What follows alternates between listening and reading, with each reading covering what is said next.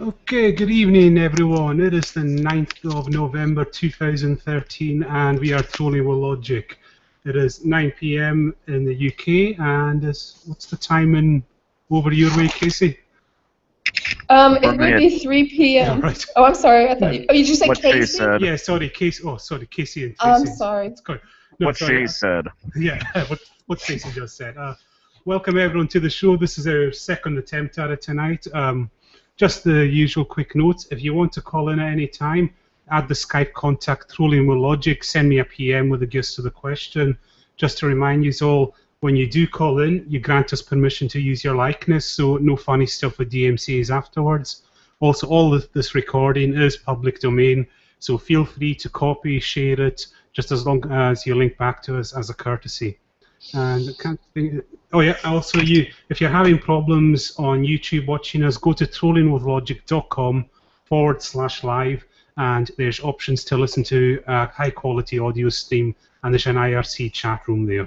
And I think that's all the announcements out of the way. So I'll introduce the panel. Again, coming back after this fairly long sabbatical, our Texan Terror, Casey. Hello. Good, great to have you back. And as we said before, third time on the show, and which means we now officially get to keep her, Sheila. Hey, everyone. And as always, from Sweden, Marty. Hi. So I'll very quickly introduce the guest. She holds the honour of being the most downloaded guest in our podcast, and you all know her from the Atheist Experience, and she's kind of great at the very last minute decided to step in when our scheduled guest Steve Wells couldn't make it. So please everyone welcome Tracie Harris back to Trolling with Logic. Welcome, Tracie. Oh, thank you so much. And I want to apologize to all your listeners for making you late.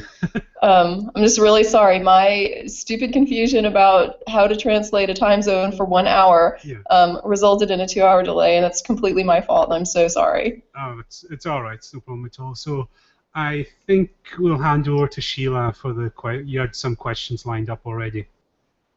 I do, actually. Like I said before, I've been an atheist pretty much forever, but I'm fairly new with getting introduced to the people who are active online in the atheist community. So I guess I'd just like to, just in case there's anybody else out there in the same boat that I am, just kind of see how you came to be where you are now. How did you come to be a host on the Atheist Experience? Okay, I'll try to give the snapshot version because I know that some people aren't familiar, but there's probably people who have heard this story like more times than they want to hear it. But real quickly, I was raised fundamentalist. I met some people when I went to college who sort of challenged my beliefs.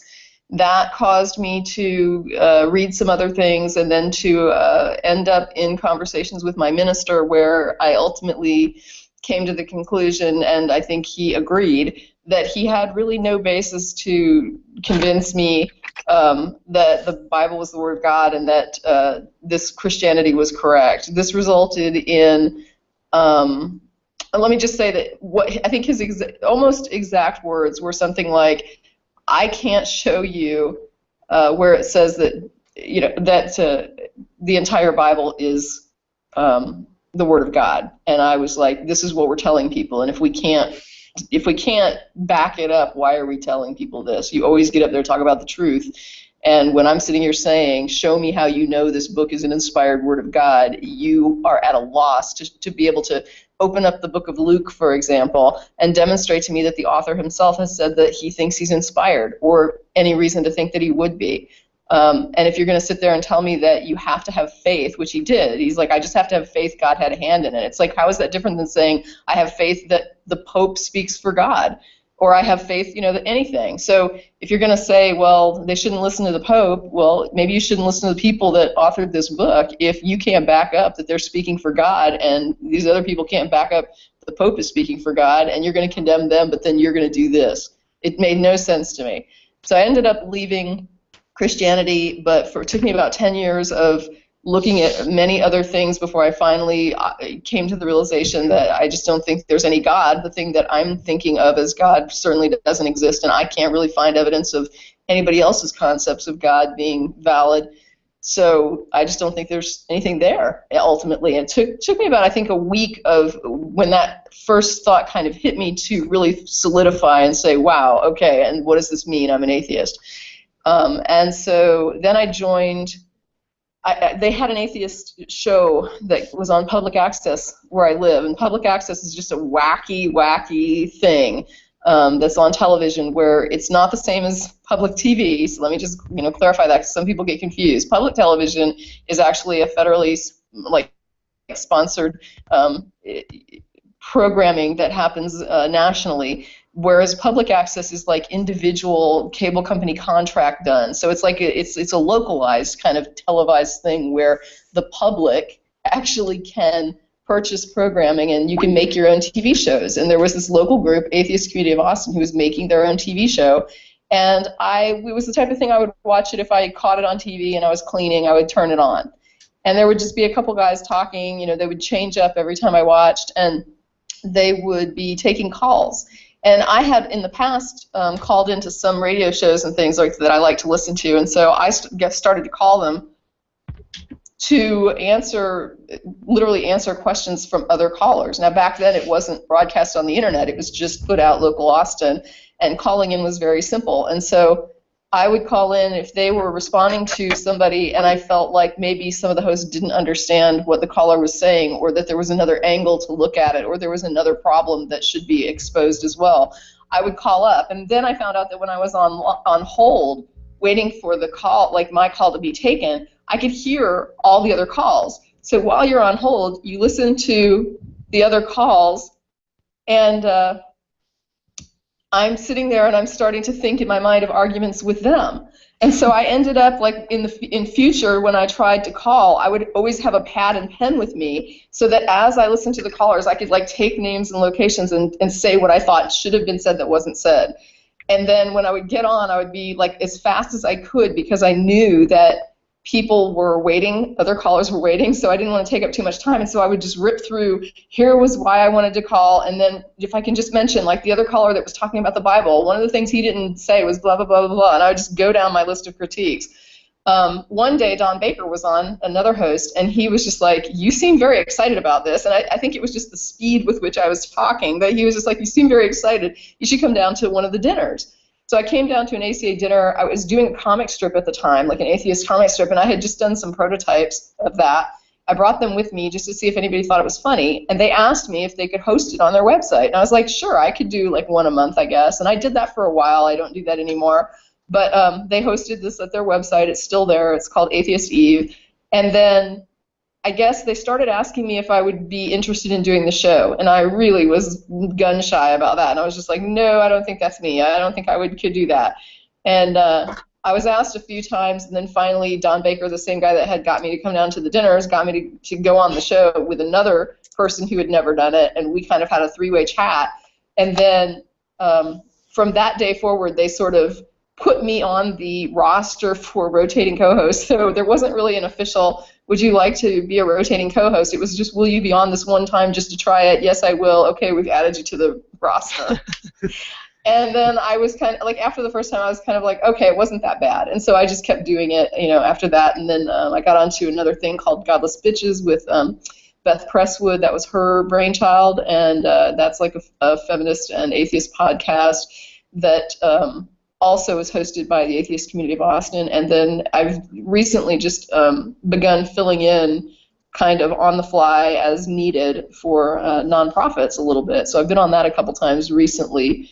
And that was the show that I kind of was like, no, I don't know if I want to do that. And then I, after doing Godless Bitches podcast for a while, I felt more comfortable with the podcast format, which I didn't think I would be that comfortable with. And then I felt okay filling in for nonprofits when as needed, I guess I would say.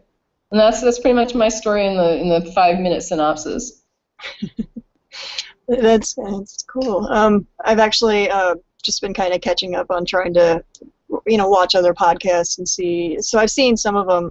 I am familiar with Beth's stuff and certainly with Matt's work. So that's really cool. Yeah, good. What is out of everything that you've been doing, I guess, what would be your favorite thing about all of this, about your experience with it? Wow, what is my favorite thing? I think the thing I've said before, and I guess this would be the simple simple way to answer without sitting and really pondering, like just on the fly. To me, what I tell people is that I probably would not still be doing it if it weren't for the letters that we get from people telling us how we've helped them. So if we never got that feedback, I would probably be like, why the hell am I doing this? It's the people who and don't get me wrong, I don't want to encourage like a huge swamp flood of letters from people who are like, I should write and say they helped me, because I mean, yes, we do like to get those letters, but please don't feel like you have to go out of your way, because we get a crap ton of mail. But it is those few people that do send us a letter and say, this is how you helped me, this is your impact on my life, that make me be able to think to myself, there's a reason for this. There's something that's changing, there's something that's helping, and that allows me to continue on. So when people are like, there are people that send us letters and they're like, why are you doing this? It's like banging your head against a wall. You make no headway with these callers. Like, nobody's ever deconverted on these calls, and so what the hell's the point?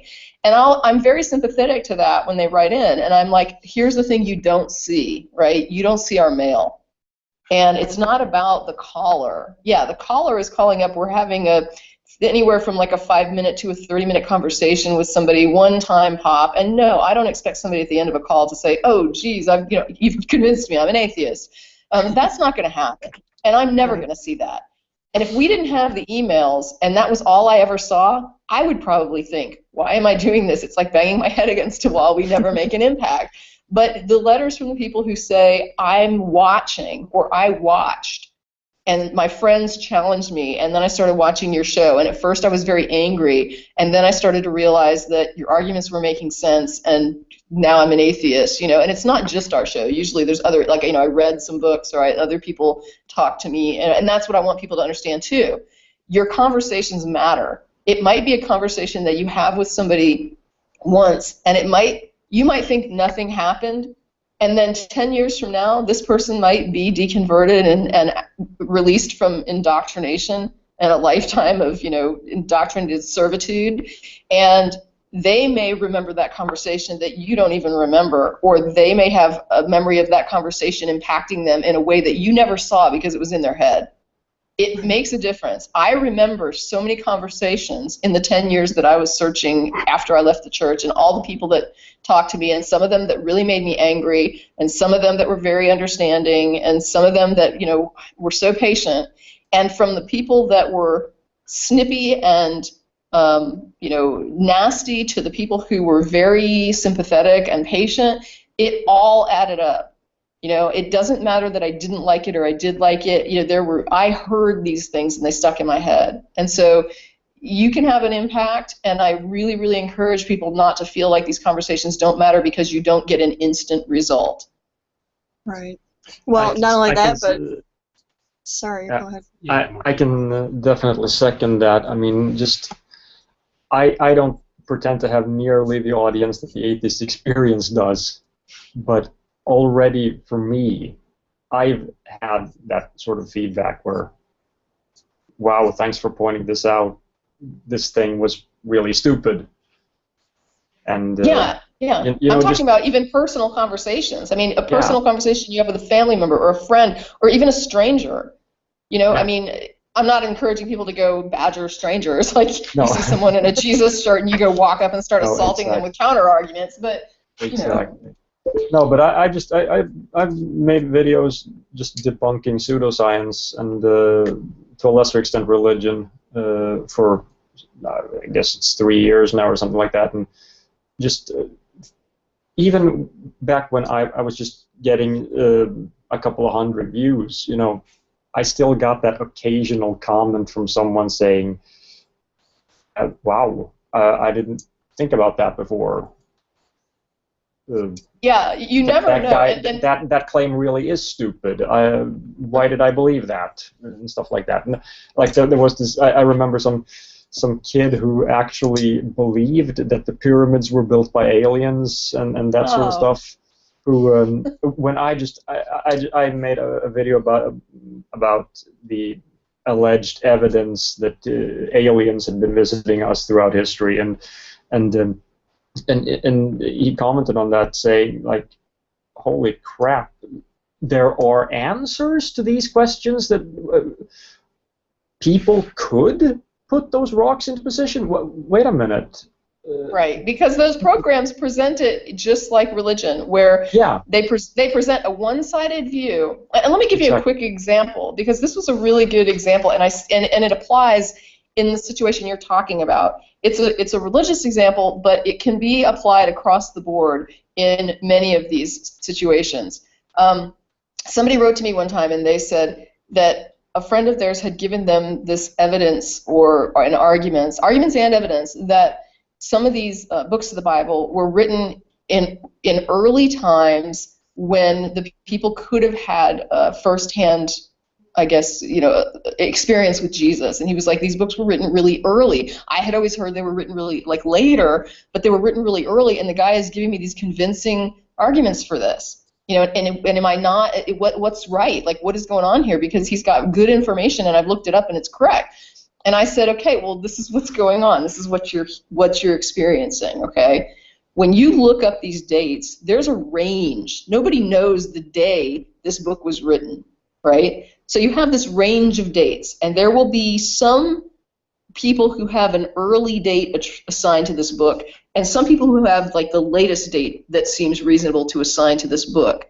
And when it comes to somebody saying, well, what is the official stance on when this book was written, you're going to get somewhere between 50 and 130, you know what I mean? And it's like somewhere in that range. I go, that does not mean that it's written at 130 and only crackpots think it was written at 50. It means that there are good arguments for 50 and good arguments for 130, and there are arguments all the way for everything in between. But what's happening here is that you have somebody who has a vested interest in making sure that people adopt the early date version. And so he's showing you all the evidence that supports the early dates. And yes, there are arguments and historical reasons to accept those early dates. But what he's not showing you is all the valid reasons to reject those dates and go with later dates, which also an argument can be made for, right? So what you're seeing seems valid, like you're looking up the information that you're being given, and you're saying, yes, that is true. Yes, it is true, but there's criticisms here that he's not exposing you to. And you have to look at those too, because the people who adopt the late dates have good reasons as well for adopting those dates, and that's why you'll see a range, right? The range of dates is the official stamp. And you can't stick with one or the other. And if you could, that would be the official date that everybody adopted that was studying this. You would have very few outliers, and everyone would be hanging on the 50 AD date. And so that's kind of the thing. It's like people will present information, and in the case of what you're talking about, they'll sit there and tell you, we don't know this. We get letters like that all the time from people saying, well, they don't know how this works. And it's like, you know what? They do.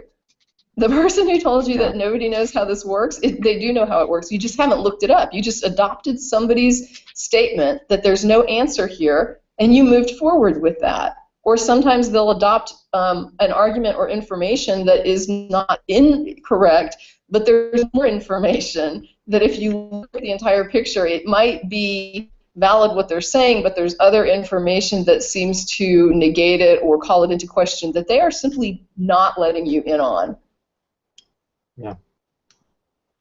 Okay, we do have a caller lined up, but it's not ready yet. So Sheila, if you go with a question, I'll sort our caller out. Okay, I guess at this point, is there anything that you haven't gotten a chance to do that you would like to? Within, as far as doing a specific podcast or no, I mean, honestly, I think if I wanted to do something, I would probably just pursue it. And I'm weirdly, everything that I end up doing, and most of my activism is sort of this accidental stumble into. Like, I always accidentally stumble into this stuff. It's never something that I plan for or that I pursue or that I build. Like, with the Atheist Experience, I mean, I guess Atheist Eve was. Let me take that back. I did draw the Atheist Eve unprompted. It was just ideas that I thought of that were kind of absurdities about my past beliefs that I wanted to just kind of draw up. And so I did initiate Atheist Eve on my own. But with TAE, I was prodded into doing that. You know, kind of dragged into it, I guess. Not kicking and screaming, but sort of, you know, a little bit hesitant. And with Godless Bitches, that was a request from a friend's wife, and now a friend. I mean, Beth is my friend as well, don't get me wrong, but I didn't know her that well when she initially asked me. But that was at a request as well, and I just thought, well, I can help out. You know, I can kind of maybe I can lend some weight to this thing for somebody else who wants to. And I thought the idea was I would help her launch it, and then she would go do it. But I ended up involved in much more than I expected to, and I'm very glad. Don't get me wrong. It's like I'm very glad with my experience with that. I'm very glad with TAE. I was always like, you know, I don't think I'd like to do nonprofits, and then I got invited to do like some of the fill-ins when they needed some help now and then. And it turned out to be super fun, and something that I thought I might not like, I did it, and it was fun. And so speaking is one thing that people invite me to come and talk, and I always tell them, I don't even ask for a prepared talk, because when people say to me, can you come and talk, I'm always like, I don't mind coming and talking, but I can't do like a presentation. If you want to talk to me, if you want to do Q&A, if you want to have audience interaction, I'm totally fine with that. But I don't know that I get up and do a lecture. You know what I'm saying? I don't even know. I said the moment somebody suggests it to me, my mind goes completely blank, and I have nothing to talk about. And that is the weirdest thing for somebody that talks as much as I do. Like, I can talk all day in a casual chat, but when it comes to a presentation, I'm just sitting there going, I have no ideas. I don't know what I would even say. And people sometimes would be like, why don't you write something? Why don't you put together a book? Why don't you? And I'm like, I have nothing. There's nothing in my head that inspires me to want to write something down or to say something. You know, it's always, I guess in some sad way, I might just be like a living, breathing reaction to other people's ideas. You know, I don't know if there's anything original that really, springs from there, or not much. I don't know, but I do like to talk, and I do like to investigate ideas and consider things with people, but I'm just not the presenter, and there's not a lot of original stuff that comes out that I feel like I am just compelled to, thrust this forward to the world. Okay, we do have a caller lined up. Paul, are you there? Hello. Yeah. Yeah, you're through, Hey. Paul. You wanted to call in. It's something that Tracie has some kind of experience of, so to say. So fire on. Hi. Yeah. I'm calling about the Kirkson Home episode where we had some chat. Well, we've lost you, Paul. Paul, are you there? Okay, Paul seems to have dropped out there. Yeah. Oh, sorry. Yep, are you back now? There he is. Yep. Yeah. All right. And yeah, what I thought was pretty nasty sort of evangelical information about things like, if you don't believe in God, you're never going to get any cuddles and that kind of thing, for children. And if atheists are happy to kill babies and all that kind of weird nonsense. So yeah, just is that kind of normal for Church of Christ churches, as it were? Well, to be honest, it's hard. I don't know what it's like in another country, and I also have not attended the Church of Christ for, I'm trying to think of how long ago that was. I would say it's been a few decades since I've ever been through the doors of a Church of Christ. And let me be honest with you, the face of Christianity in the United States in the time I've been away from the church has changed a great deal. And when I went to the Church of Christ, and I did attend several of them, so it's not like I just stuck with one church. So we did move around, and when we would move, we would join a new church. We always went to the Church of Christ. So I did attend several different churches within the Church of Christ. In the Church of Christ itself, they would have been viewed as, I think, moderately conservative, not the most extreme conservative churches, but also not liberal churches of Christ. But I never, ever saw any inclination for the Church of Christ to ever be involved in anything outside the church. They were always incredibly insular. So I understand that they were the ones that were involved in this weird, like, religion in school thing. And that kind of struck me, if I'm honest, that struck me as really odd, because the churches that I've ever attended in the Church of Christ were so, we don't get involved in the world. we're in this little cocoon. This is where we stay. We are protected here. You don't go out into the world. You don't, unless you're preaching or talking to somebody about God. But they wouldn't have involved themselves in a school. So that was super different to me when I saw that it was the Church of Christ that was fingered in this. Now, as far as their doctrines, okay, so let's say that being the case, let's say that a Church of Christ did go into a school. They are a hellfire brimstone church, right? So they're going to say that if you don't line up with a lot of very rigid conservative things, you're going to go to hell. And depending on the church, a lot of them are mainly of the abstract idea that hell is just whatever is not with God. So you die and you're just not going to be with God, and that is going to be torment. But they're not saying that it's going to be. It's not like the Catholic, the layman Catholic hell where you've got the fire and the devil whipping people and that. I think for the Church of Christ, it's a little bit more abstract, but certainly it's a very, very negative experience that will go on forever after you die because you didn't do the right thing. And they see that as you choosing it by not doing what God says. And so for them, I don't recall them ever saying anything, like you were saying something about they might hurt babies, or I don't think they would have. I don't recall anything like that. I do recall the church kind of preaching that a person could be a good person and not be going to the church or not be right with God, and they could still be a decent human being, but they were still going to go to hell because they weren't right with God. So they have a very, damning religion and a super narrow interpretation of the Bible, which is that, there's no adultery, there's no premarital sex, there's no homosexuality, there is no drinking, there is no dancing, there is no, nothing. You just kind of toe the line and live the life of like an eternal child, I guess, until you die.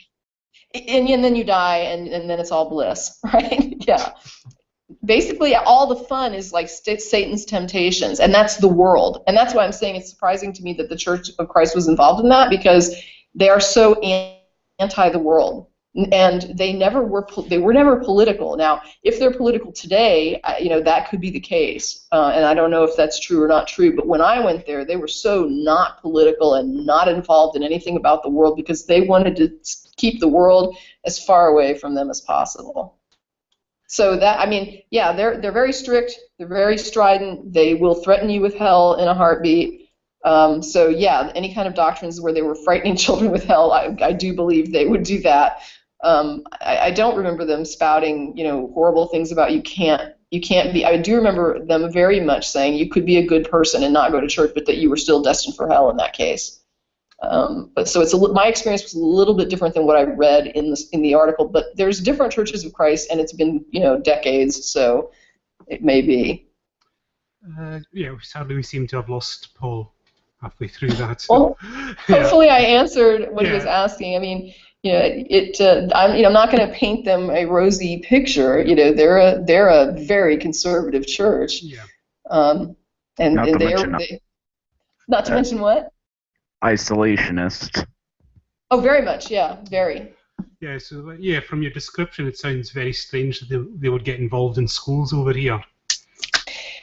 Yeah, but I don't know what they're like in other countries, and there are things like the United Church of Christ, which is very liberal, and there are different branches even within the church I was in. So the church that I went to was very, very like, oh my God, there are other churches of Christ that have a piano in them, and to us that was just like, wow, they are just going to hell. A piano, they're going to hell. Yeah. It was crazy. Well, I'm quite familiar with that. I grew up in a Presbyterian community, and the idea of music or singing, as they call it, non-inspired works, basically any non-psalms, that's just a really radical notion. Even still now, where I'm in my hometown, it's still like that. Yeah. Any kind of musical no gangster rap then. Yeah. Yeah. Nothing like that. Okay, we'll go to Sheila, Marty, Casey. Do you want a question right now? We do have another caller lined up. If you have a... Well, Casey, I guess I do have one question.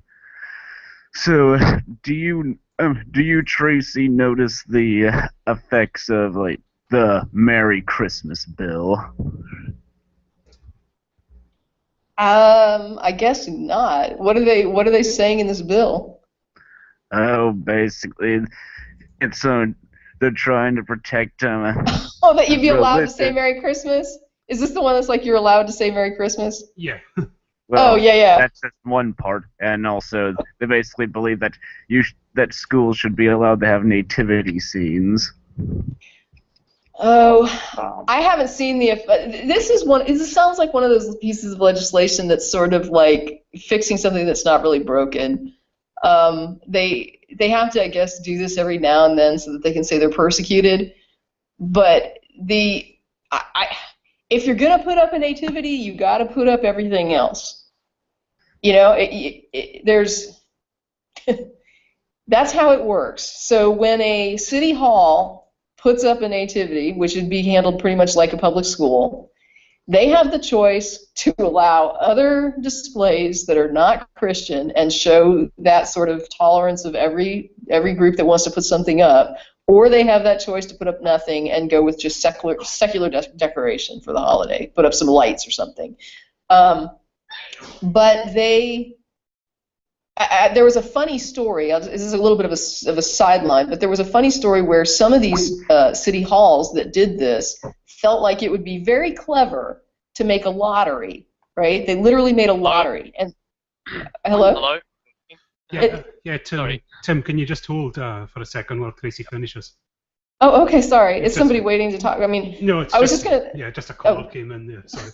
Just carry on, Tracie. Well, anyway, these city halls, there were a few city halls that, and there were, I think the one, I don't want to say too much, I wrote about it and it was a while back, but one of them did a lottery where they were just like, we've got these 3 or 4 slots and we're going to allow these 3 or 4 displays, and people can sort of throw their hat in the ring for getting selected to have these slots, and then those are the displays that we'll have. And I think my belief is that they did this with the intent that they would be swamped with Christian hats in the ring, because most of the citizens are probably Christians, and that they would end up with 4 or 5, Christian displays. But what happened is, like an atheist and I think a Jew, it was like they got more than they thought. Like different groups, sort of threw a lot of hats in the ring, and they got some that were not Christian, which I don't think they ever expected. They thought it would be a Christian sweep. They got the atheist display, and the atheist display went up, and it was interesting. I mean, they did have to display that, and some of these, I think it's just they don't want to display it. It's the Christians want to own it. They don't want to share it. They don't want something else up there. They may be okay with like a Jewish display because that's sort of like attached to their religion in some ways. But they really don't want this to be an inclusive thing. They want to own that holiday, own those public displays, own those public prayers, like whatever they can do to own it. And with the schools, it's kind of a similar thing. To me, it's just kind of a headache to say we're going to put up this religiously sectarian display, because then what happens is you've got to put up all the different displays, or you've got to find some way to be more inclusive and have some other displays. And you just get into this issue of these kids are represented, these other kids are not represented, and why even go there? Why even start dividing the students that way or dividing the situation that way? Why not just put up the secular lights and the holiday tree and whatever you're going to do? Don't put the angel as star on top. Put a minaret or something nice, poinsettias or whatever you want to put. But I don't know why they want to be divisive, other than they just want to own it and to show that they own it. And when you tell them they can't own it, that's when they start freaking out and saying, you're infringing my religious freedom. And it's like, no, you can decorate, put 20 nativities on your front lawn, put 1,000 nativities in front of your church. You put nativities in front of your private business. Put your nativity everywhere you want to put it, but do not put it in a place where you're supposed to be representing everyone, right? I mean, this isn't just about representing you. You have to represent other people here that don't agree with what you believe in, and so let's just not get divisive when it comes to a public display where everyone needs to be represented. That's just a bad idea. Yeah. Any follow-ups there, guys? No, she's pretty well expressed. Yeah. Go to the caller. All right. I don't think anyone's going to argue here. Yeah. Caller, Tim, are you there? Hello? Yeah, we can hear you. You're on with TC, Yeah, so ask a question. Yeah, this is a question referring to a blog post you put up a while back on the Atheist Experience free thought blog. Okay. It was about asking advice about a kid who was dealing with his religious parents, and I just wanted to ask us. I don't know. I grew up in Australia. I'm really ignorant on this sort of thing.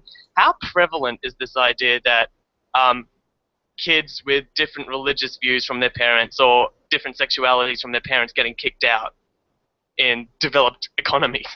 Like, how prevalent is that still, like, now? Wow, I don't have a figure. I mean, I don't have a specific answer to that question. I mean, we get these letters. I would say that a couple times a week we get a letter from a kid who's afraid to tell his parents he's atheist. I don't know how valid those fears are. Okay, because one thing about kids living at home is that sometimes they have exaggerated fear of how their parents will react. So there's times when you really think to yourself, my parents are going to kill me, and then your parents find out and they're really disappointed, but they don't kill you, right? I mean, I think there's a lot of kids that are scared of their parents, and I think some parents parent that way on purpose, and it's a really bad idea, and they don't know it. But what happens is they instill this kind of fear into their children, basically saying, I will not tolerate this in my home. I will not, if you ever get pregnant, don't you ever come and tell me that, because I will throw you out on the street. And they say things like this before the kid gets sexually active, or at the point where the kid might be sexually active, in hopes of scaring them from getting pregnant, like you can scare somebody out of pregnancy or something.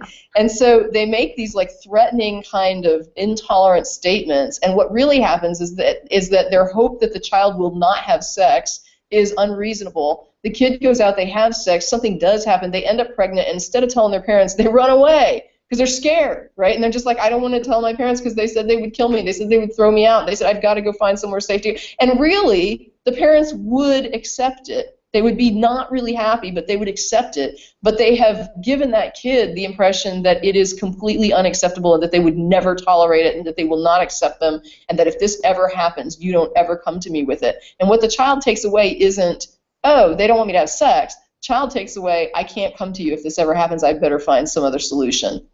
So I think that when we get these letters, I try to tell the children to use their best judgment, to say, think about what is the worst thing that can happen in a reasonable assessment of what you know about your family, and then assume that's what's going to happen.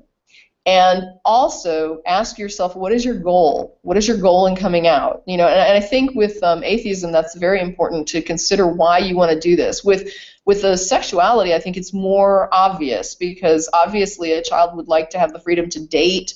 You want to date, you know, I mean, most people start dating before they leave their parents' home, and so if you're going to date and you're gay and your parents don't know that, that's problematic, because how do you date? How do you bring somebody home? It's almost like you're never dating and you never bring anybody home, and why don't you find a nice girl? And it's just like you're not interested in girls, you're a guy and you like other guys, and you don't know how to do this. So that, I can see somebody saying, I feel compelled to tell them I'm gay because I can't not date. I'm like 16, 17 years old and I want to go out, and this isn't working because I'm having to hide everything. Whereas with atheism, there's no action, right? There's not like something you want to do that you can't do because you're at home and your parents believe in God and you don't believe in God, and so you're unable to what? You know what I mean? So I want these kids to think about what it is they hope to gain and whether or not that's something they have to express before they leave the home. Like, do you have to put this into the dynamic while you're still at home,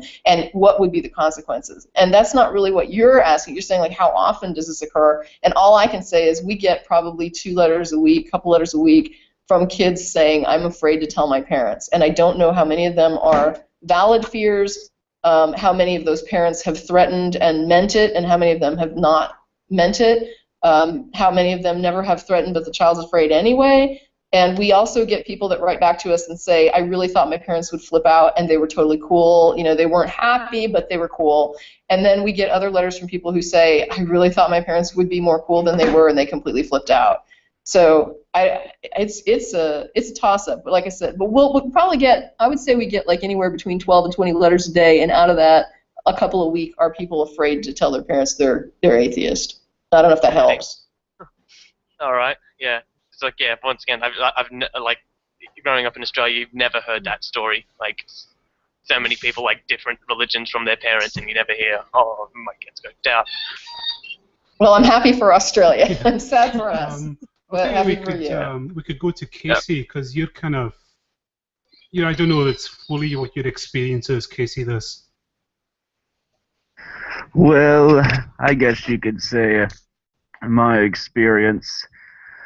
Well, I will admit, I remember my stepmom. She one time told me before I came out that if you better not tell, if you are an atheist, you better not tell you will not tell anyone. And pretty much, also, I even got told all these other things like, I'm afraid you're going to go to hell. Yeah. But like, if I remember right, kind of even your family had difficulty, like, remember the atheists helping the homeless, your family kind of objected to you going to my sister did. So, yes, and but at the time I didn't really have a car. All right.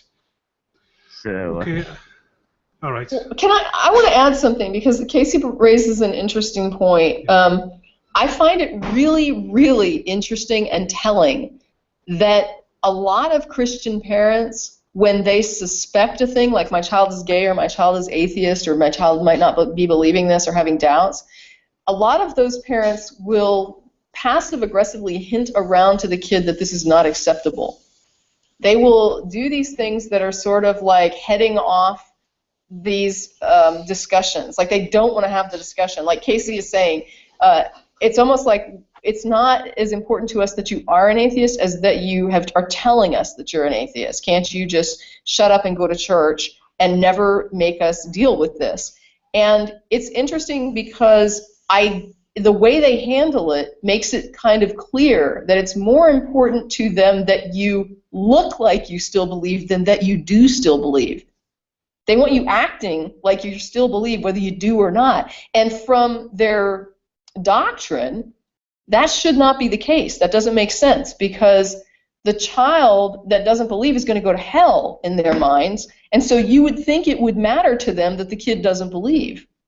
But it matters more to them that there's an open expression of it, that we have to now know about it.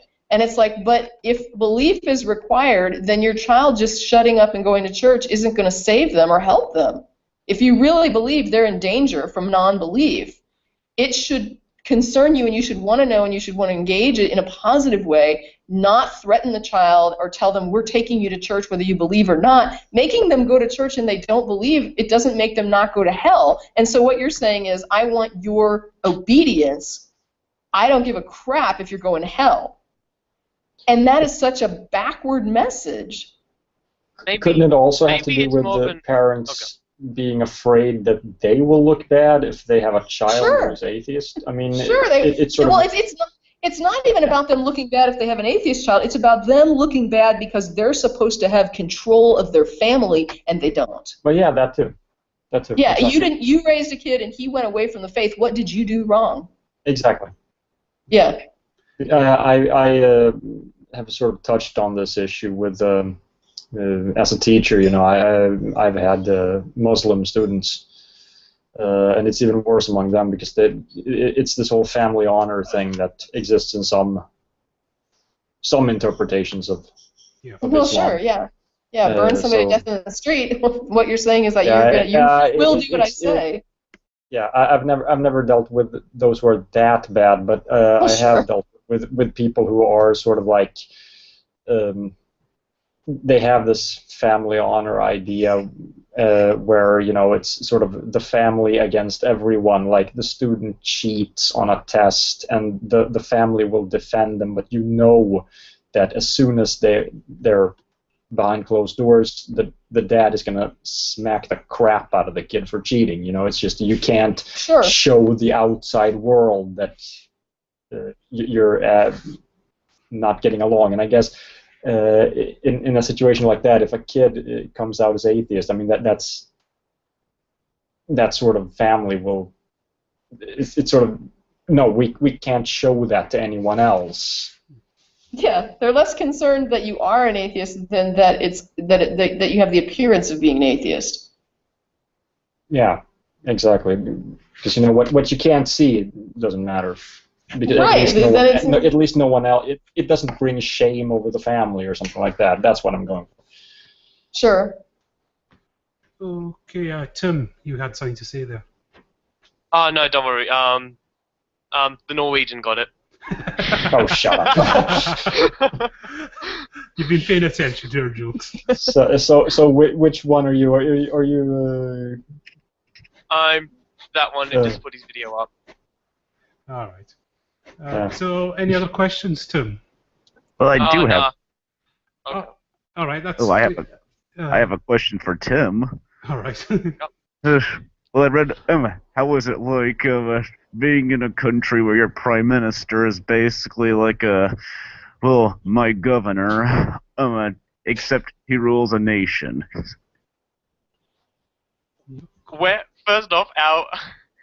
First off, we're allowed to have. If you're allowed to have your Bush moment, we're allowed to have ours. And secondly, our head of state, as a constitutional monarchy, it isn't our head of state, so it's sort of okay.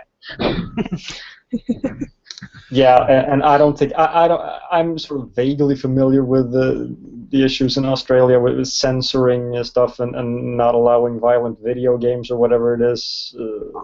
That was for a while. But you can't seriously compare that to George W. Right? I mean, come on. And also, he's in a league of his own. Don't forget Best of Science.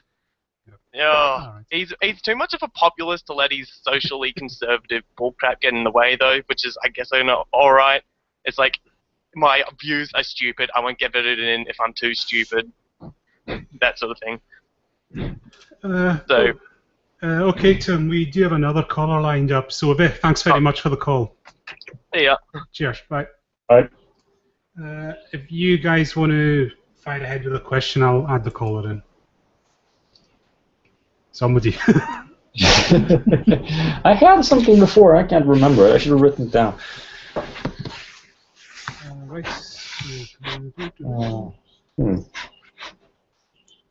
Let's see. We had something in the chat here. Tracie, if you and Matt were to have a knife fight over the title Best of Atheist Experience Host, who would win? Matt. Matt is much larger and he's got military experience, and I would go fetal on the floor and he would just kill me. Quantum, are you there? Hello? Hello, yeah, we can hear you. Okay. Oh, sorry. A bit new to this. All right. Okay, so my questions are fairly general. So this relates to what you were saying earlier about whether you make a difference. So in Mortimer's case, it'll be about the spirit science, and then in Tracie's case, it's going to be more about the atheist experience type stuff. Now, the thing I want to know is that, see, I used to be a climate change denier, and I'm not anymore, but I grew out of it naturally. I like to say I grew out of it. But how do you know that the difference you're making is causative? And is there a possibility that for some people it could actually go the other way? So there could be a sort of paradoxical effect where some people have, I don't know, a tone that isn't always necessarily appropriate, and because of people's tone, people might sort of go the other way because, I don't know, spirit science, for instance, is he seems to be all nice and that sort of thing, whereas Mortimer's videos have an awful lot of entertainment value. To be honest, the only reason I watch Morton's I believe they videos, called it sorry about condescending this, dipshit. I watch them mostly for entertainment. You know, that's the most. So I'm not sure if it's possible to do any research on this sort of thing and to see whether it actually does make a difference. But the important thing here is, how do you know it's causative, and how do you know that people don't go the other way, and how do you know? I mean, the reason that when you say go the other way, do you mean that they will become theists because they're watching the program? Yeah, I suppose so. Yeah. So they'll watch us argue, and they will be swayed by the theist callers' arguments more than our own. Not necessarily the arguments. I'm also talking about the tone. I mean, obviously. These few people are swayed by tone, not reason. Is that what possibly, we're saying? Yeah. I mean, yeah. I can't control somebody that doesn't reason.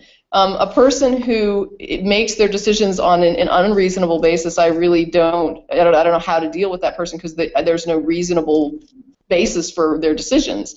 So if they're going on like gut feelings and intuition, or I like the way this person sounds, that person is going to do what they like. And I'm not really. Oh, go ahead. The people that are going on gut feeling are the sort of people that are going to be the sort of people that are more likely to convert anyway, because someone that's already an atheist and the critical thinker isn't going to become. They're already there. They're not going to become even more of a critical thinker. Are you saying that there aren't theists that are critical thinkers? I'm not saying that. No, I'm just. Well, okay. I'm just sort of saying that. How do you know that the overall effect is positive? And I mean, I suppose the evidence that you've given is sort of anecdotal at the moment. I get that. I mean, I'm just wondering. Sure. I mean, what you're asking me is, how do I know that the show impacts a person in a way that we actually have caused them to reconsider their ideas and maybe change their mind? And all I can say is that I have to go on people telling me what impacted them and what changed their mind. I mean, yes, they could be wrong or they could be lying to me, but if a person says to me, you know what, I listened to what you said, I thought about it, and that plus a couple other things that I also heard made me reconsider my position, I basically have to accept what they're saying. I mean, they're talking about an internal state. So I can't put them on an MRI to screen this. It's an email that's coming in, but I don't know why somebody or why a bunch of somebodies would write to me and say, I believed in God, I started watching your program. The more I watched it, the more my mind started to change, and then I started looking at other atheist stuff, like Richard Dawkins books and blah, blah, blah, and then ultimately I sort of started thinking more about this and I became an atheist. Now, can I demonstrate that what they're saying is correct? No. I mean, do you know if it's causative, though? I mean, they could have, I mean, when people go up, people generally become, are more likely to become atheists, sort of late teenager, early adulthood. Maybe they would have just done it anyway. I mean, these influences are definitely good. I would see that. I mean, I'm just the question is, I suppose, I'm just wondering is if does anyone have any research or evidence that this is, other than anecdotal evidence, of course. Other than people telling me I helped to change their mind, no. I mean, I don't know how I'm not even sure what that evidence would take the form of. Are you looking for a study or something? That's some sort what of would the like study? What would the study do other than ask people whether or not we were helping them to change their? I mean, what would the study entail? Well, I suppose it would be a psychological study, perhaps even a randomized control trial. I'm not sure how you could design one, but there might be. I mean, without any other evidence, I would agree with you. I'm sort of a little bit playing devil's advocate here. I agree that the anecdotal evidence seems very good, and that these shows seem very positive. So I'm not trying to say that that's not the case. I am playing devil's advocate a little bit here, but out of interest, how many of these people have come to you and said that it's been really positive? What sort of numbers, out of interest? Wow. I would say we get like the kids that are leaving afraid about coming out. For thank you letters, honestly, there are so many that I don't even read them all. I go through, and I apologize to the Atheist Experience viewers who have written in to say thank you, and please let me clarify this before I just say it. There are days when we have so much mail that I just go through the thank you letters and delete them. Like, I see the thank you headline and I delete it. I don't even read them all because there's too many to read. And what I say to... Now, not all those thank you letters, to be fair, not all the thank you letters are deconversion stories. Some of them are, I'm already an atheist, and you helped me feel better by showing me there's other people that are atheists, or I'm an atheist and I felt, like I felt like I was alone, but I'm not alone, or I was having trouble with an argument, I'm already an atheist, and this something you said helped clear that up. So we get a lot of thank yous from people who aren't just simply saying thank you for deconverting or being somehow included in my deconversion story. I'm not going to say that. I'm not going to sit here and say that if the atheist experience wasn't involved, that there wouldn't be some other tool that would be the catalyst for someone's deconversion. I'm not claiming that. Like I said, my own deconversion consisted of a lot of people providing inputs, but I feel like internally you're making a self-reflective statement about what you felt like impacted you. I mean, if you watch something that impacts you, you are aware that you're impacted by this. Sometimes you might not be, but I mean, if you feel really moved by something that you experience, then you should know if you were moved. You might not understand the mechanism behind it or why it's moving to you, but when somebody's telling me this input helped, no, I don't think that the atheist experience, had it not been there, the person wouldn't have deconverted. I'm not saying that at all. I do think that other inputs were key. Is it possible that some people, that would have been a catalyst, that if it weren't there, they didn't deconvert? I don't know. But I'm saying the more voices and the more people who are out there having those dialogues, the better a chance that somebody will stumble across something that helps them rethink some of what they've been taught. As far as like the causative situation, I'm not claiming that the atheist experience as a unique tool is deconverting people. What I'm saying is that our voice being included in the public dialogue over this issue exposes people to these arguments, and maybe they would be exposed in some other way. But like we always tell people, when you're talking about tone, there are some people who say, there are people who are right to us, and they will say, I feel like you're so patient with the callers, I can't believe, how do you not lose your cool? And this very same day, you'll open up a letter that says, you people are so rude to your callers. I don't know why anybody would call your show. You are completely obnoxious and insulting and arrogant, and I just cannot stand you. And so you get this mix of... That is very familiar sounding. There you go. I mean, but you get this weird mix of people saying, oh, you're so nice, and then these other people write in and they're like, oh my God, you're horrible. And I don't know if it just depends on what clip they saw. I don't know if it has to do with their threshold for what is a civil conversation. But at the same time, when I'm looking at this, people will ask us, like, why do you do it this way or why do you do it that way? And we're like, I don't have a problem with someone being completely kind and patient with everyone. I don't have a problem with somebody being completely rude and obnoxious. My thing is, some people will respond to a rude, obnoxious situation, and some people will respond to kindness and patience. And you don't know who you're dealing with. So for me, I want to put all those things in the pot and throw that entire arsenal out there. And so you're going to have some people who are really acidic in their delivery, and that's going to turn some people off, but it may actually reach some people, believe it or not. I've had people that said things to me that were really acidic when I was deconverting that I really thought was nasty at the time, and I look back and I'm like, thank you for challenging me. I don't know who you were. You were rude as hell to me, and I didn't know you, but I still remember your input to this day, and you were right. And then there's other people that are going to respond to patience and kindness and understanding and a slower, approach. And for those people that are doing it that way, that's fine. What I don't like is when people are telling each other you shouldn't do it this way because it doesn't work. And that's the other thing. People saying you're so rude it'll never work and nobody will ever listen to you. And it's like, well, what about all the letters from people saying they did listen? And they didn't seem to be freaked out. They were offended at first, but then they calmed down, and then they started to really pay attention to the message. Different people are, impacted by different things. Yes, there are certain methods and certain approaches that are going to, quote, turn some people off. Like you're saying, they're going to have a visceral negative reaction to just the approach that you're using. Those people can go somewhere else, and maybe they'll find it somewhere else, maybe they won't. But I'm not going to say that because one approach has a negative effect on some group of people that that approach should never be used. Unless we can show that it never works, throw that approach out there and let it go. That's kind of how I look at it. Well, that seems a very coherent and good response. Thank you. Thank you for taking the time to say all that. Okay, well, good. I'm glad it was helpful, or at least coherent. Any other And questions? I pretty much agree, and I would like to add, though, that the way, at least for me, the way I respond to a claim depends a lot on who makes the claim and in what sort of attitude. I mean, if it's a person who is demonstrably stupid, who says it in a way that indicates...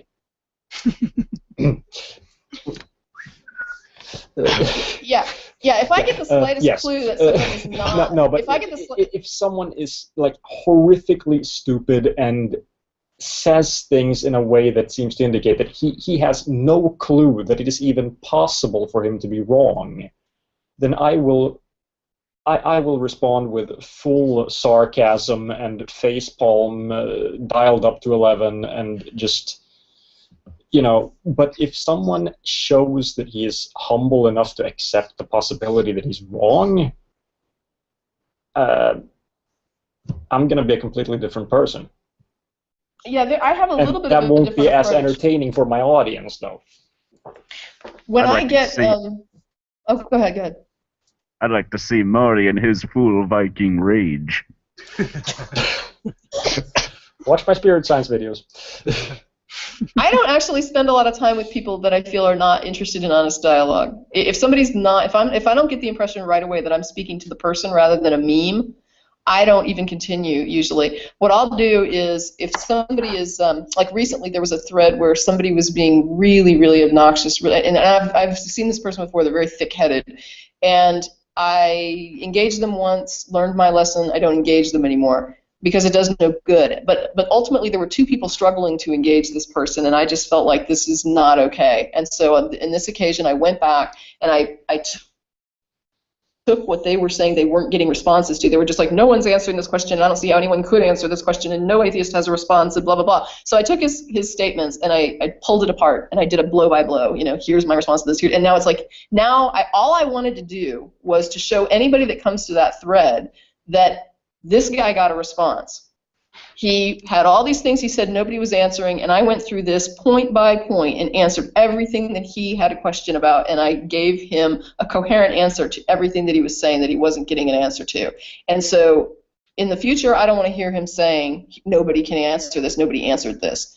And I also wanted that to be up there so that anybody who's thinking that what this guy is putting forward is intelligent can see the reply and see an intelligent, well-thought-out reply to this person. There wasn't anything nasty in it, but I understand what you're saying about getting nasty with people who just don't want to talk. Yeah, I mean, how would you best convey complicated ideas? I mean, the thing that strikes me is that the idea that people seem to anyone who may read it. Yeah, if somebody's going to come along, I want them to see a really good response. And when it comes to somebody interested in an honest dialogue, I will put in a lot of time and effort to try to keep that going as long as I can, and I will only put that down usually when I feel like I cannot explain a thing anymore, where it's just like, look, I've explained this as well as I can try to explain it. I don't know why you're not getting it, but that's the best I have, and maybe you just need to go talk to someone else about it. Maybe I'm not the person that can help you with that. What do you think about analogies and metaphors? Do you think they're helpful, or do you think they can lead people up the wrong way too much? I think that if a person has a good analogy, it's helpful. If somebody sucks at analogies, don't use them. If an analogy becomes too complicated or is too wide, too broad, like far afield of what you're trying to make it, and I've had people write to us and say, I've come up with this analogy, and it's like 5 pages of, intricate crazy, and I'm reading the thing and my eyes are glossing over it. I'm just like, wow, this is supposed to help somebody understand, because this is more complicated than the issue. Just have the dialogue, because this analogy is not helpful. And I might write back and say, what about this? And I'll put like 4 lines of an analogy, and they'll be like, oh yeah, that's really good. It's like, yeah, if you're going to use an analogy, it's got to be foolproof, because I guarantee you that the slightest thing that doesn't align is going to be the thing that the person on the other end of it latches onto for dear life and says, it's not the same thing, and here's why, even if it's completely irrelevant to the point you're trying to make. So you've got, if you're going to use an analogy, I find them greatly useful in helping people understand if they're good. You could almost argue that in the case of showing that, in the case of going on about science being falsifiable as necessary, you could argue that the analogies like Russell's teapot and the flying spaghetti monster are actually easier to understand. I mean, I understood the analogy before I understood the concept. Sure, it's quite yeah. difficult. I mean, that seems to be the thing that people get wrong the most. I mean, even in pseudoscience, not just religion, but the concept of something having to be falsifiable in order for it to be a useful and predictable idea, and that's important in science. That seems a really difficult concept when you think about it. It took me quite a while to get my head around it. I mean, I might be an idiot, but... No, it is a difficult concept. I actually had a thread where I was talking to somebody, and they kept telling me that something wasn't falsifiable. And I didn't agree with them. And there was someone else that had posted and said, I don't think this person understands what falsifiable means. And I'm like, I don't either. I don't understand what they're describing, but that's not falsifiable. I mean, what they were describing as needing to occur for this to be falsifiable, I did not agree was necessary. And at one point, they had said, this had to do with logical absolutes or the laws of thought, and they were saying this is not falsifiable. And then in the same thread, they said something like, these things are what allows this conversation couldn't even happen unless those things existed. The same person said that. And so I wrote back and I said, the laws of thought are not falsifiable, but this conversation could not happen unless the laws of thought were in effect. Are you sure it's not falsifiable? You know, it's like, didn't you just give an example of something that you would accept as could not happen unless this were the case? And I said, are we not having this conversation? Because you just said it wouldn't be possible without this, right? So to me, it's sort of like, do you understand what falsifiable means? It means that when you tell me X is not possible without Y, if X is happening, you've just falsified for Y. You know what I mean? You've given a demonstration that this is necessary for this other thing, and this other thing is occurring. So, well, then I guess what's necessary it must also be. Now, whether or not our test is valid is another story. But if somebody's going to accept the premise that X requires Y, and they're sitting there doing X, and then they're saying, but you can't demonstrate Y, it's not falsifiable. It's like, yes, it is, because you just said you couldn't do it without Y. I don't understand what you don't get. I think they confuse falsification with direct observation. Yeah, I don't know. I still don't know what they thought. I mean, I kind of gave up on it after several exchanges, but it was this idea of the irony of somebody saying this is not falsifiable, and then in the same post saying this conversation could not be happening unless this was in effect. And I'm sitting there looking at that and going, wow, I don't think you're understanding what this means. So in a sense, they've contradicted themselves by giving evidence that something is actually falsifiable. Correct. Well, I mean, at least that they would accept as falsifiable, but I don't know what they meant by false. They kept describing something very strange when they were trying to define falsifiable, and I was like, I'm not getting what you're saying. It didn't make what they were describing. I can't even really present it because it didn't make sense to me. It had something to do with there must be a category that accounts for what this thing is not. And I'm like, no. In fact, the more you find something to be the case and keep not finding it not being the case, the more that lends credence to the theory. I mean, I don't know what else to say.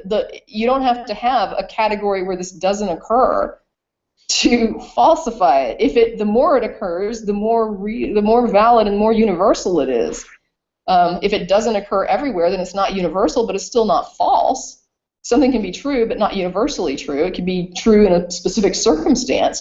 But I didn't understand what they were saying. But I'm sorry, this is kind of derailing everything. You there, Quantum? Sorry? Are you there? Just checking. Yeah. I'm still here. Any more questions? No, I don't think so. All That's right. about it. Yeah, because we're coming up for 20 minutes left, so we'll try and take some questions for the chat room. So thanks very much, Quantum, for calling in. Thank you.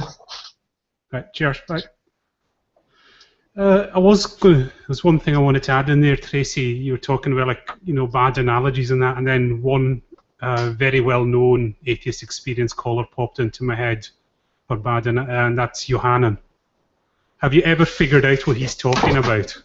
And what was his thing? I mean, we have a lot of calls. Johannan, he's the, don't know how to, what he's the quantum, just, you could, Yeah. Marty, do you know what he talks about? Yeah. Can somebody help? No, he keeps yapping on about how Yeah.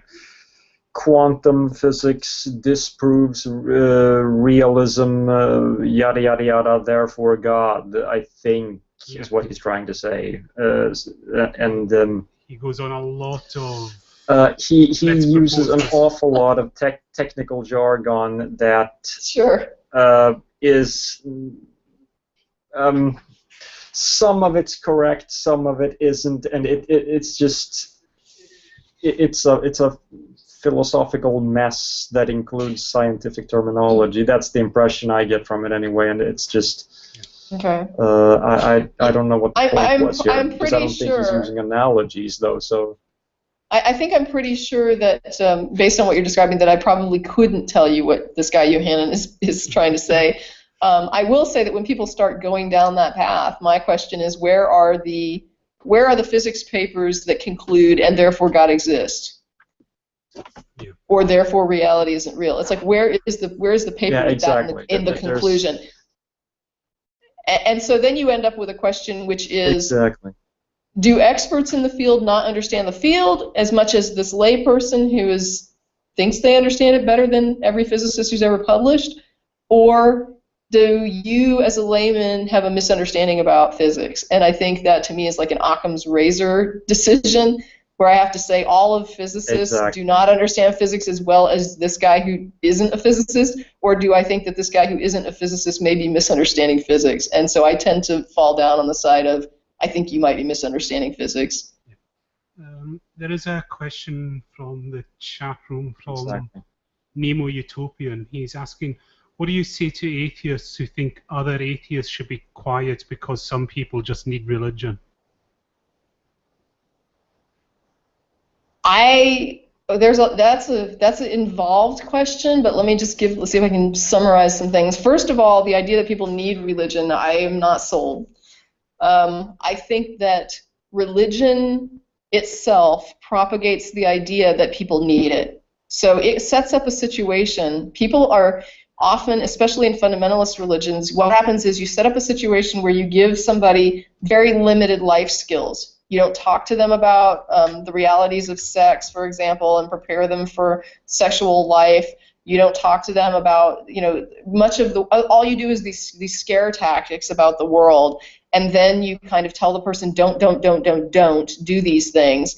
And then when they go away, which most kids, I think somebody mentioned earlier that most kids at adolescent age will start to test their boundaries because they're hitting an age where they're going to expand as adults and they're going to become adults. And so they're trying things out and they're going out and they're testing things.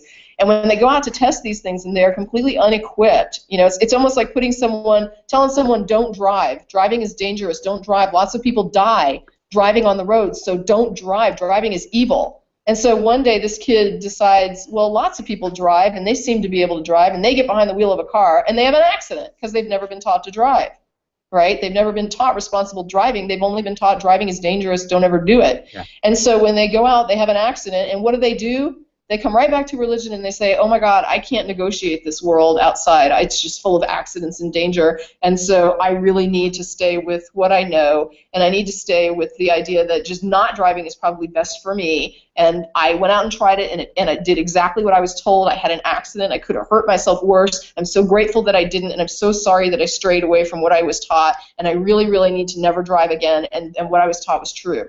And this is what religion does to people. So in some ways it can actually cripple them, and in other ways it can convince them that they're crippled, even if they're not. Somebody that could be taught to drive a car maybe is afraid to even try because they're just like, I don't think I would. I don't want to risk it, And it's like, but it's not that bad. Like, you can learn to drive and you can drive responsibly, and yes, there's a risk of an accident, and yes, you could die, but it's not. It's still a benefit overall. And so you have the situation where religion has sold the society on the fact that it's necessary, right? And then when people say, I have to have this, they'll say things. Christians will say things like, oh, if I didn't have my religion, I would have no reason to live. I would go out and rape and murder. They make these ridiculous statements that I'm sure that in their heads right now, they probably on some level believe that this is true, that there's no reason to not rape and murder without religion. But once you actually get out of religion, it's another story. And suddenly you realize there's a lot of reasons to live, even without my religion. It's like even a pack of dogs, wild dogs, they seem to be able to want to live, and yet they don't have religion. And I feel like a human being is more capable than that of finding meaning in their life and finding purpose for what it is they enjoy or want to adhere to in life. I don't think that they're less capable than another species of discovering joy in life or reasons for living. And if a wolf or a dog or a chimpanzee or a monkey or a snail can strive to go on with life, then certainly a human being can strive to go on with life and can do this and can succeed. And if all these other animals can do it without religion, I think we can too. So the idea that it's necessary, I question. I think that it's sold as necessary and sold as helpful, but I'm not sure that it's overall helpful or that it's overall necessary. And I think that a lot of the things that it offers that are valid benefits, such as the social cohesion, can not only be offered in a secular context, like churches like the UU, which are just sort of these broad, non-sectarian, all faiths, including atheists. They'll take anybody in there that wants to go, and they just have these very humanist-style lectures about good citizenship and responsibility and things like that. And they have the same sort of community that they've fostered. And I think that you can have things like that without the church, which is the church really in many ways, depending on the congregations, offers this kind of community, but it offers it in a very exclusionary way. Basically, you have to sign on for all these things that really shouldn't be required of you to be accepted as a human being and to be part of the society. And so if we could, as a secular society, regain that sense of community without utilizing or using unreasonable ideas and superstitious beliefs as the metric of whether or not you deserve to be part of the society, I think it would be so much more better, so much better. That was the first part of the question regarding people needing religion. What was the second part of the question? I'll have to find it back in the chat. There were two parts to this. What was the other section?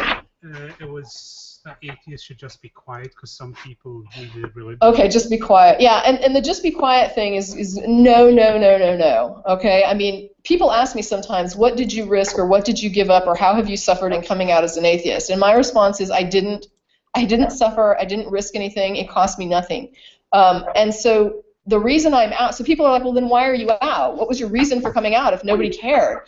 Well, my reason for coming out is that I know that there are other people in the world who can't come out, that are in situations where they're afraid to come out. And so if I keep quiet, then this never becomes a part of the public dialogue. People never come to understand atheism. They never meet an atheist, or if they meet an atheist, they don't know they've met an atheist. And we are, as an atheist community, we're maligned by a lot of religious groups, and that sort of vilification of atheism can continue, and atheists are still made to feel afraid to come out in these areas where they're not safe coming out. And so if I have nothing to risk by it, I almost feel like, what is my excuse for not coming out and helping this situation by being out and being a decent person? Because I need to show people by my voice that an atheist is a decent human being, an atheist is not something to fear, and that there's no reason to punish your family or your community members who don't believe what you believe. This should not be, this kind of a divisive situation should not be fostered, and it should not be coddled, and it should not go unchallenged. And that's kind of my thoughts on that. Okay, I think we can introduce the caller again. Avi, are you there? Hey guys, can you hear me? Yeah, we can. We can hear you fine. You're on with Tracie, so ask a question. Yeah. Sure. Yeah. Thanks for having me on. No problem. Just want to ask how we can address the issue that some people have been making, that atheists co-opt moral language, and so they say that we're not. It's not legitimate for us to have moral to use morality in a conventional sense. Are you talking about the idea? Are you saying that what I have? Let me tell you what I have heard, and you tell me if this is what you're saying. What I have heard is people saying that you wouldn't have morality if it weren't for religion, and so when an atheist talks about religion, they're borrowing from. I mean, when they talk about morality, they're borrowing from religion, but they're not crediting religion. Is that basically it? Sort of. Sort of a philosophical position where they think that if God exists, then this is from William Lane Craig, that objective moral values exist, right? So they're saying that if atheists don't believe that God exists, then there's no objective moral values, so we can't really use moral language. Affirming the consequent. Yeah, let me just, I think I can answer that. Okay, first of all, well, there's a question about, what constitutes morality. And to me, if you are following a set of rules and you're not using any kind of judgment, that's not what I would even say is employing morality. To me, morality requires a moral judgment, right? So if you're not judging, if somebody says, here's a situation, and you just simply go over to the side here and you consult your list, what do I do in this situation? I do ABC, and you go back and you do ABC.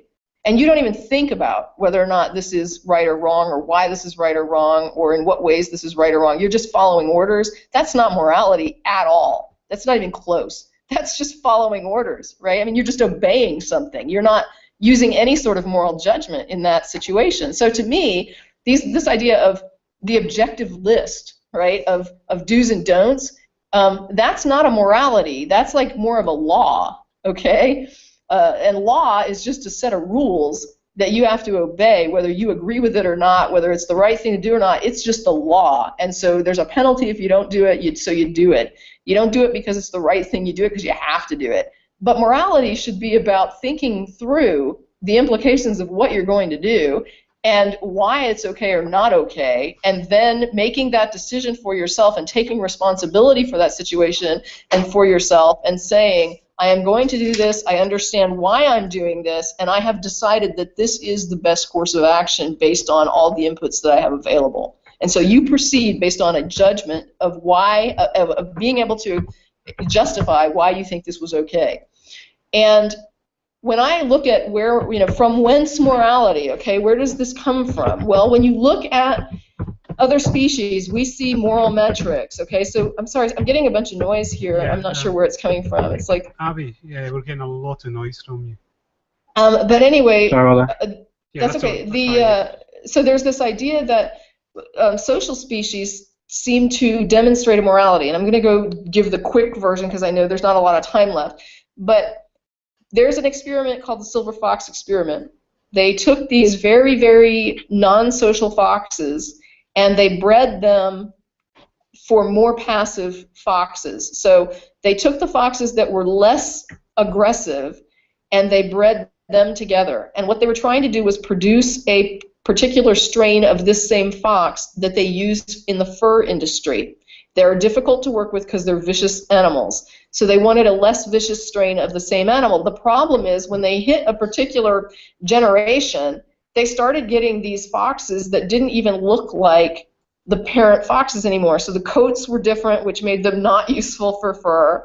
They looked like they had big ears, big curly tails. They had they would wag their tails, they would bark, right? So they had all these like communication aspects that the parent foxes didn't have, right? So what you had bred was a more social animal that was more able to communicate, more willing to communicate, more passive, and more able to integrate with other dogs and, well, it looked like a dog, but it was still a fox, but other of the foxes, and also was friendly toward human beings. So you had built this social species from a pretty much non-social fox. And this thing, here's what's going on. When you get into a social species, you're getting into this idea of animals that are able to look at their own species, look at other members of their own species, and recognize that in a very, very good, like, granular way. So I look at the other animal that is like me, and I recognize it's like me. And so what you start seeing is this idea of things like fairness. So if they're going to have this when they do that, then I should have this when I do that, right? So you have these tests that are done on dogs and on chimpanzees to see what happens when you don't treat them fairly. And the animals will start acting up and not acting right when they feel like they're not being treated fairly. Because so you have these dogs that do these tricks, and you start treating them when they do the tricks, but you don't treat one dog, and you stop treating the one dog, and the other dog keeps getting treats. Well, the one dog that's not getting treats starts to act up. He wants the treats. He doesn't know why he's not getting the treats. What they found is that dogs seem to be okay as long as you treat them. But if you give somebody better treats, the dogs don't care. They still will do the tricks, and they still will cooperate when they do these studies. So the dog doesn't really gauge what kind of treat it got. It just got a treat, and it felt like it deserved a treat for it because the other dogs got treats. And so he's happy because he got a treat. When you get to chimpanzees, they actually measure the value of the treat. So wait a minute, he got fruit, but I just got this kibble. That's crap, right? So the chimpanzee starts acting up because he's just getting kibbles, the other one's getting fruit. So they start showing a more better honed idea of fairness. I should be treated like this other chimp is treated, and we should be treated, I should get what they're getting. Well, of course, human beings have an extremely developed sense of fairness. We have laws that are created that are huge, big volumes and volumes of law that is all about what constitutes fair treatment within our societies, right? I mean, that's the level that a human being can reach in trying to legislate and negotiate fairness in their society. Now, outside of law, you have morality. Not every law is not morality. Right? Law is the rules that we've set up to try to say what is fair in interacting in a society to keep the society operating harmoniously so that we don't have problems. Morality is more about my interaction with a person as far as, do I show that person empathy, compassion, am I treating them in a fair way, do I have this equity with them? Am I recognizing this other person is deserving of good treatment like I am deserving of good treatment? And that's where you start getting these things like the golden rule and the platinum rule. So don't do things to people that you wouldn't want done to you, or do things to people you would want done to you, or what I think is the better rule, the platinum rule, do things, treat people how they would like to be treated. You know what I mean? Don't just assume that they want what you want. Get to know them, find out what they want, and then you treat them the way they would like to be treated, and treat people in a way that makes them comfortable. So you get this moral sense that grows out of this idea of being able to see that this person is like me, and so they are equal in ways that allow them to have the same consideration I would like for myself. This is where this seems to derive, at least that's how I understand it. So for me, morality is natural. I can see basic moral compulsions in a dog. I can see it in these foxes. I can see it in this chimpanzee, and I see it very, very well in human beings. And so when someone tells me that you can't have it without religion, I guess my question is, where are these dogs? These dogs understand fairness. These chimps understand fairness, and they're not, as far as I know, have any kind of religion.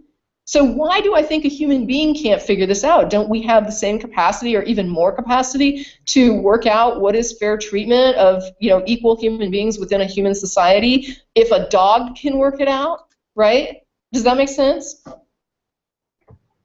Yeah, it does make sense. Would you say that morality is an evolutionary byproduct then? Sorry, can I just... I don't think... Oh, just sorry. come in quick. Go ahead. We've only got like 3 minutes left, so Okay. you'll have to answer quick, Tracie. Yeah, I was just going to say that I don't think it's a byproduct. I think it's a social species requires the capacity to have a species boundaries, right? We've got to be able to recognize each other to make a society. Otherwise, we would just be integrating with all kinds of animals, and there wouldn't be like human cultures or human societies that could be cohesive. So when you have social species like wolves or lions or chimpanzees or human beings, we have to be able to tell that this thing is like me and I need to treat it like me, and we need to integrate and communicate in a way that we can't communicate with other species, in a way that we can't integrate with other species. We form these social contracts because of our ability to be so similar, and we recognize that, and it's key to our survival. So I'm not sure that I'd call it a byproduct of evolution so much as a requirement of survival for a social species. Okay, Abby. Abby, are you there? Yeah, thanks, guys. Yeah, no problem. Sure. Thanks. We've got to wrap up very quickly. We've only got a minute left, so thanks for the call. Oh, he's away already. Yeah, we'll very quickly wrap up there. as always, I'll just go through the panel for the final thoughts. Casey. Well, it's actually a joy to see Tracie again. I mean, because the last time I got to talk to her was over at the charity show, but I never even got to talk to her. Well, talk to her. All right. Well, we're pals on Skype now. Yep. Yes. So there you go. Yeah, it's because I think Casey's a fellow Texan, so he's probably looking for some support out there. Sheila. Oh, I just really great to get a chance to meet you, Tracie. Thank you for your input and the information that you've given us today. I really enjoyed getting a chance to talk to you. Well, thank you so much. Marty? Yeah, I'm just going to echo what the previous speakers have said. It was great to have you on again. Oh, thanks. And where's the banging coming from?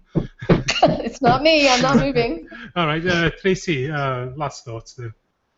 Well, Oh, maybe someone's having their way with the wall. I'm not sure which. Head banging. Someone didn't like my input. Clearly, they're banging their head on the wall. So, No, I loved it. Thank you all for having me. And again, so sorry for the delay. it's no problem at all. It worked out okay. It's all right. Yeah, it worked out, so. Yeah, just to let everyone know, if you couldn't get through and if you're listening out in podcast land, send us an email, contact@rollingwithlogic.com if there's anything you want to ask. And if it's a question for Tracie, I'm sure I can pass it on to her and she'll get back to you. We're back next week, Saturday, 7 p.m. UK, 2 p.m. Eastern, and our guest is Mr. John W. Loftus, which... Sheila, I saw you smile, so someone recognizes the name. You know him, yeah. You're muted as well. Sorry, the hammering was outside. I was just making sure it wasn't distracting. Yeah. You know John W. Loftus, yeah. Yeah, somewhat familiar. I mean, I wouldn't say I'm an expert or anything, yeah, but he runs the blog Debunking Christianity. He's got multiple degrees in philosophy and theology, and William Lane Craig completely refused to debate him for some reason. He won't ever give a clue, but so it'll be really, really interesting. And he's written the book Debunking Christianity and a whole heap of other books. Are you aware of him as well, Tracie? Yes. Yeah, he's pretty awesome. He's quite a very, very knowledgeable guy. Sorry, getting tongue-tied there. So thank you, everyone. I hope you enjoyed the show, and we'll see you all next week. Good night, and have a good weekend, everyone. Bye, everyone. Boston, and then I've recently just begun filling in kind of on the fly as needed for nonprofits a little bit. So I've been on that a couple times recently, and that was the show that I kind of was like, no, I don't know if I want to do that. And then after doing Godless Vicious podcast for a while, I felt more comfortable with the podcast format, which I didn't think I would be that comfortable with. And then I felt okay filling in for nonprofits when as needed, I guess I would say. And that's pretty much my story in the 5-minute synopsis. That's cool. I've actually just been kind of catching up on trying to, watch other podcasts and see. So I've seen some of them. I am familiar with Beth's stuff and certainly with Matt's work. So that's really cool. Yeah, good. What is out of everything that you've been doing, I guess, what would be your favorite thing about all of this, about your experience with it? Wow, what is my favorite thing? I think the thing I've said before, and I guess this would be the simple way to answer without sitting and really pondering, like just on the fly. To me, what I tell people is that I probably would not still be doing it if it weren't for the letters that we get from people telling us how we've helped them. So if we never got that feedback, I would probably be like, why the hell am I doing this? It's the people who and don't get me wrong, I don't want to encourage like a huge swamp flood of letters from people who are like, I should write and say they helped me, because yes, we do like to get those letters, but please don't feel like you have to go out of your way, because we get a crap ton of mail. But it is those few people that do send us a letter and say, this is how you helped me, this is your impact on my life, that make me be able to think to myself, there's a reason for this. There's there's something that's changing, there's something that's helping. and that allows me to continue on. So when people are like, there are people that send us letters and they're like, why are you doing for God, and these other people can't back up the Pope is speaking for God, and you're going to condemn them, but then you're going to do this. It made no sense to me. So I ended up leaving Christianity, but it took me about 10 years of looking at many other things before I finally came to the realization that I just don't think there's any God. The thing that I'm thinking of as God certainly doesn't exist, and I can't really find evidence of anybody else's concepts of God being valid. So I just don't think there's anything there, ultimately. And it took me about, I think, a week of when that first thought kind of hit me to really solidify and say, wow, okay, and what does this mean? I'm an atheist. And so then I joined.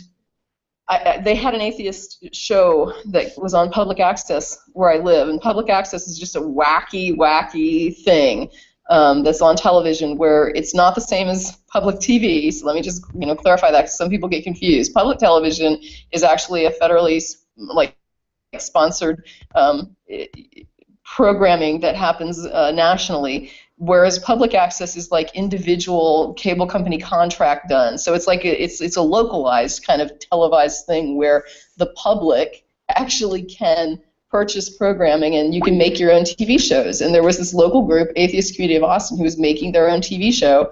And it was the type of thing I would watch it if I caught it on TV and I was cleaning, I would turn it on. And there would just be a couple guys talking, they would change up every time I watched, and they would be taking calls. And I had in the past called into some radio shows and things like that I like to listen to, and so I started to call them to literally answer questions from other callers. Now back then it wasn't broadcast on the internet, it was just put out local Austin, and calling in was very simple. And so I would call in if they were responding to somebody and I felt like maybe some of the hosts didn't understand what the caller was saying, or that there was another angle to look at it, or there was another problem that should be exposed as well. I would call up, and then I found out that when I was on hold waiting for the call, like my call to be taken, it's completely my fault, and I'm so sorry. Oh, it's all right. It's no problem at all. So I think we'll hand over to Sheila for you had some questions lined up already. I do, actually. Like I said before, I've been an atheist pretty much forever, but I'm fairly new with getting introduced to the people who are active online in the atheist community. So I guess I'd just like to, just in case there's anybody else out there in the same boat that I am, just kind of see how you came to be where you are now. How did you come to be a host on the Atheist Experience? Okay, I'll try to give the snapshot version, because I know that some people aren't familiar, but there's probably people who have heard this story like more times than they want to hear it. But real quickly, I was raised fundamentalist. I met some people when I went to college who sort of challenged my beliefs. That caused me to read some other things, and then to end up in conversations with my minister, where I ultimately came to the conclusion, and I think he agreed, that he had really no basis to convince me that the Bible was the Word of God, and that this Christianity was correct. This resulted in, let me just say that what I think his almost exact words were something like, I can't show you where it says that the entire Bible is the Word of God. And I was like, this is what we're telling people, and if we can't back it up, why are we telling people this? You always get up there and talk about the truth. And when I'm sitting here saying, show me how you know this book is an inspired Word of God, you are at a loss to be able to open up the book of Luke, for example, and demonstrate to me that the author himself has said that he thinks he's inspired, or any reason to think that he would be. And if you're going to sit there and tell me that you have to have faith, which he did, he's like, I just have to have faith God had a hand in it. It's like, how is that different than saying I have faith that the Pope speaks for God, or I have faith, that anything. So if you're going to say, well, they shouldn't listen to the Pope, well, maybe you shouldn't listen to the people that authored this book if you can't back up that they're speaking. Hear all the other calls. So while you're on hold, you listen to the other calls, and I'm sitting there and I'm starting to think in my mind of arguments with them. And so I ended up, like, in future, when I tried to call, I would always have a pad and pen with me, so that as I listened to the callers, I could, like, take names and locations and say what I thought should have been said that wasn't said. And then when I would get on, I would be like as fast as I could because I knew that people were waiting, other callers were waiting, so I didn't want to take up too much time, and so I would just rip through, here was why I wanted to call, and then if I can just mention, like the other caller that was talking about the Bible, one of the things he didn't say was blah, blah, blah, blah, blah, and I would just go down my list of critiques. One day, Don Baker was on, another host, and he was just like, you seem very excited about this, and I think it was just the speed with which I was talking, but he was just like, you seem very excited, you should come down to one of the dinners. So I came down to an ACA dinner. I was doing a comic strip at the time, like an atheist comic strip, and I had just done some prototypes of that. I brought them with me just to see if anybody thought it was funny, and they asked me if they could host it on their website. And I was like, sure, I could do like one a month, I guess. And I did that for a while. I don't do that anymore. But they hosted this at their website. It's still there. It's called Atheist Eve. And then I guess they started asking me if I would be interested in doing the show, and I really was gun shy about that. And I was just like, no, I don't think that's me. I don't think I could do that. And I was asked a few times, and then finally Don Baker, the same guy that had got me to come down to the dinners, got me to go on the show with another person who had never done it, and we kind of had a three-way chat. And then from that day forward, they sort of put me on the roster for rotating co-hosts. So there wasn't really an official, would you like to be a rotating co-host? It was just, will you be on this one time just to try it? Yes, I will. Okay, we've added you to the roster. And then I was kind of, like, after the first time, I was kind of like, okay, it wasn't that bad. And so I just kept doing it, you know, after that. And then I got onto another thing called Godless Bitches with Beth Presswood. That was her brainchild. And that's like a feminist and atheist podcast that also is hosted by the atheist community. Okay, good evening everyone. It is the 9th of November 2013 and we are trolling with logic. It is 9 PM in the UK and what's the time in over your way, Casey? It would be 3 PM. Yeah, right. Oh, I'm sorry. I thought you just said what Casey? She said. Yeah, sorry, Casey. Oh, sorry, Casey and Tracy. I'm sorry. It's good. No, What sorry. she said. Yeah, what Tracy just said. Welcome everyone to the show. This is our second attempt at it tonight. Just the usual quick notes. If you want to call in at any time, add the Skype contact Trolling with Logic. Send me a PM with the gist of the question. Just to remind you all, when you do call in, you grant us permission to use your likeness, so no funny stuff with DMCAs afterwards. Also, all of this recording is public domain, so feel free to copy, share it, just as long as you link back to us as a courtesy. And I can't think. Oh yeah. Also, if you're having problems on YouTube watching us, go to trollingwithlogic.com/live, and there's options to listen to a high-quality audio stream, and there's an IRC chat room there. And I think that's all the announcements out of the way. So I'll introduce the panel. Again, coming back after this fairly long sabbatical, our Texan Terror, Casey. Hello. Good, great to have you back. And as we said before, third time on the show, and which means we now officially get to keep her, Sheila. Hey, everyone. And as always, from Sweden, Marty. Hi. So I'll very quickly introduce the guest. She holds the honour of being the most downloaded guest in our podcast, and you all know her from the Atheist Experience, and she's kind of great at the very last minute decided to step in when our scheduled guest Steve Wells couldn't make it. So please everyone welcome Tracie Harris back to Trolling with Logic. Welcome, Tracie. Oh, thank you so much. And I want to apologize to all your listeners for making you late. I'm just really sorry. My stupid confusion about how to translate a time zone for 1 hour resulted in a 2-hour delay. And